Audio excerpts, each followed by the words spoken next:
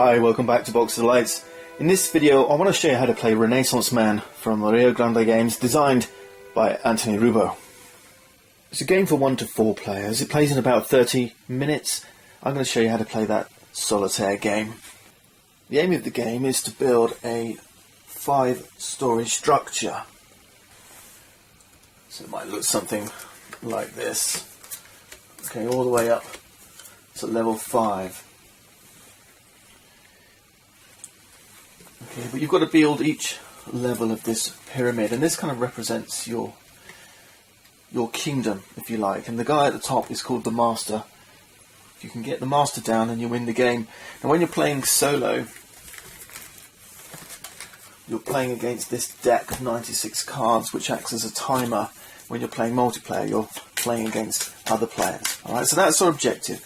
Get this pyramidic structure up on your board.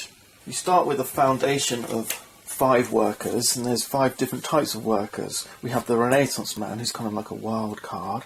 We have a knight, a scholar, merchant, and baker. Right, so we're going to take one of each of these 5 types. The rest go back in the box. They're distinguished from the rest of the decks. Everything else has this Renaissance Man on the back. These have this number 1. Right, that's our level 1 workers. And we've also got these reference cards, which we'll keep handy. We've got a round summary and one that tells you what each type of action you can take on a turn. So as we get into it, we'll learn that. We've got to play these at our level 1, but we've got a little bit more information to glean before we decide what order we want to place them in. We start the game by populating this recruit board. These are workers that we can recruit on a turn. The other significant thing are these icons down the bottom. So when you're building your pyramid up, if I wanted to recruit this knight and place him in my pyramid, then I could only place him on top of a baker and a scholar next to each other. Okay, so if I had the baker here and the scholar here, then I could place this knight.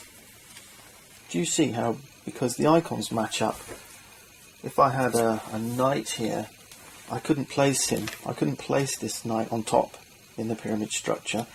Although the bread here matches the baker, the book doesn't match the knight, right? So you need the scholar. And when you're laying them, you're kind of overlaying them like this and building up your pyramid. There is one exception, and that's the Renaissance Man. He kind of acts as a wild. Okay, so anything can go here. So I could place the knight here with baker and scholar, because the Renaissance Man accepts any one of the 4 different types of icon. Alright? So that's it, we're ready to go. We have our recruit board set up. Now we can decide how we want to lay out our cards. Well, I'm going to put baker here. We'll put him here, the scholar. Okay. Next we draw a starting hand of 4 cards from the main deck. And this is our hand now. We've got 4 wooden knights. I'll show you what we do with those when we get to the recruit action, which is what the knight provides. For now though, we need to take our action pawn, and you'll notice up here that it's got actions 1, 2, 3, 4. Okay, this action pawn is going to go on the highest level of our pyramid. Okay, it's always going to start at level 1, and it's going to move up the pyramid as we build our pyramid higher. When the action pawn's here in the number 1 spot, it means we can perform any actions of our workers here. Now the Renaissance Man himself doesn't do anything, but our baker does. He has just a barter, scholar teach, knight recruits, and merchant hire. That's all these workers do, is give you access to actions. Alright, now at level 1, our foundation level, you have access to all levels because we've got all our workers in. Okay, so let's go through these one by one. Let's see, can we hire? Now this is where the cards in your hand come into play.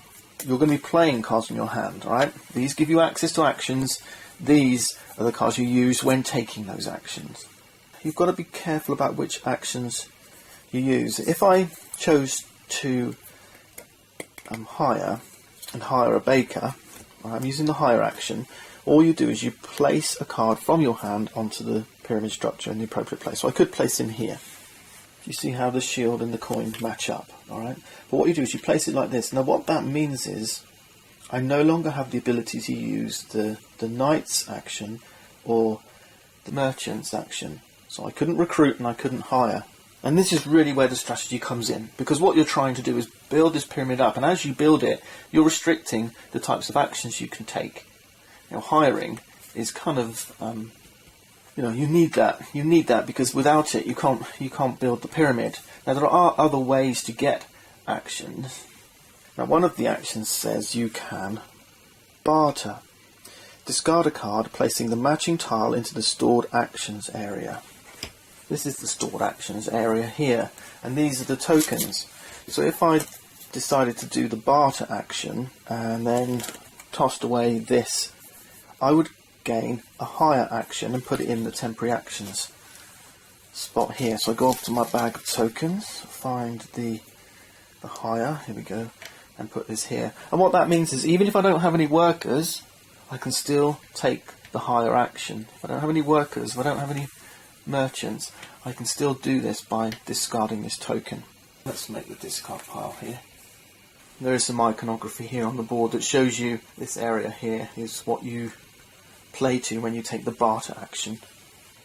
Now you're only allowed to take one action for each level in the pyramid. Right? We're stopping here because we're only at level 1 right now, and now it's time for the game, for the board to take its turn. And the board is just going to try and recycle some of these cards in the recruit area. That's the knight's action, recruiting these cards. And what we do is we flip over 2 cards, and this is a knight, it has a shield. So we place a worker here where the shield is. Here's the shield. Alright, shield, book, coin, loaf. Place a worker here. Second one, bread. Bread. And now the game is going to take each of the cards in those spots and send them off to the discard pile. Now remember, this is our timer. So 2 cards every time, and then cards coming out of here is going to cycle us through this deck and end the game. Now we remove these knights and we're ready to refresh for the start of the next turn. But before we do, we have an opportunity, if we wish, to discard cards from our hand, because what's going to happen next is we're going to fill up, draw back up to 4 cards. So if you want to toss cards away, you're going to get through the deck a little bit quicker. But it does mean if you've got stuff you don't really want to use, then you can get rid of them. Well, I'm going to keep them for now, so we're not going to discard. Instead, we're going to refill the board and then draw 1 card to take us back up to 4. Now this time I think I'm going to use hire, and I'm going to hire this knight here. He's got bread, book. All you do to take the action is place him on here. Now I can't take the barter action or the teach action because they're covered up. Okay, I need to get another baker and scholar out on the board in order to do that. But that's okay, I think I can manage that soon enough. So I'm going to keep the merchant open there at hire. That's me done. Next, we move, because we've got a worker now at level 2, we move our action pawn up to level 2. And we can take another action, but this time we've only got 1 card here, we've only got 1 worker. So the only action we can take is the recruit action. But here's the thing, to get this scholar here, I need to play a card from my hand with the coin, alright? To place a knight here, this is take one of my wooden knight pawns. This is the recruit action. I place it on one of these spots. I can only place it by discarding a card from my hand that matches these symbols. Yeah, why don't we get rid of this one? No, that's no good either. Yeah, this one. We'll get rid of this knight. So we'll discard it. It gives me a knight, shield icon. We'll grab one of our knight pawns and we place it on the spot with the shield. Right? We discard a shield. We place our knight on a shield. Right, that concludes our level 2 action. Now time for the game. Alright, so they've got a loaf, so we place 1 knight here, and then a coin, 1 knight here. Right, now you compete. I win this one, he wins this one, he wins this one. Now, if he had happened to bring out 2 coins, he would have only got 1 card. If he had brought out a shield, it would have been a draw. Neither of us could win this scholar here on the knight on the shield spot. If he'd have pulled out 2 shields and put both of his knights here, it's 2 versus 1. He would have won this card instead of me. Okay, as it stands, he's got the loaf and the coin. That's right, yeah, yeah. So he wins these 2. They just go to the discard pile. Discard his knights. I win this one. This goes to my hand, and I get my knight back.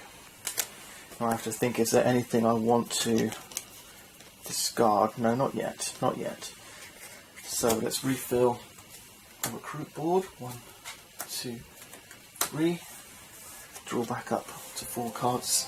I'm ready for the next turn again.